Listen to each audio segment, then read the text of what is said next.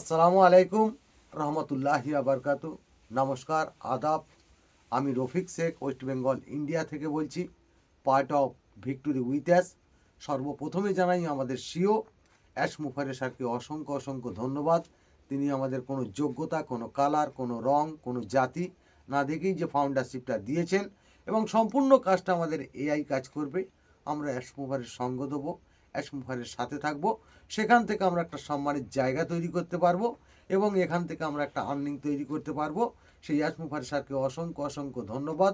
তাই কিছু ফাউন্ডাররা বলছেন অ্যাশ মুফারে আসছে না, কখন আসবে, এখন নীরব হয়ে গেছে। সেইটার সম্বন্ধে আমি 2-4 লাইন কবিতা ছন্দের মাধ্যমে আপনাদের সামনে তুলে ধরছি। অ্যাশ মুফারে এখন নীরব পাখি, জীবন পাখি হবে। ছোটোবেলার ওই হাসিগুলি সব বয়সকালেই ফুটবে।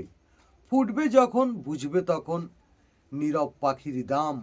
জীবন পাখি হবেই তখন অ্যাশ মুফারের নাম।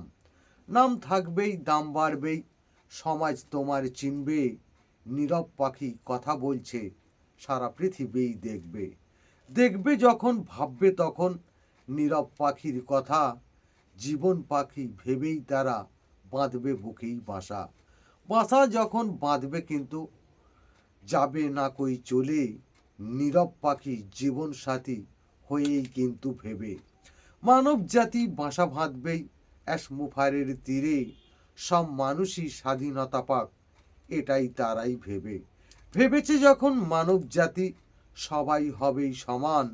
অ্যাশ মুফারের নীতি আদর্শ এটাই হবেই মহান। মহান নেতা, মহান সিও অ্যাশ মুফারেই জানবে। নীরব পাখি জীবন সাথী হয়েই কিন্তু থাকবে। অ্যাশ মুফারে ধন্যবাদ।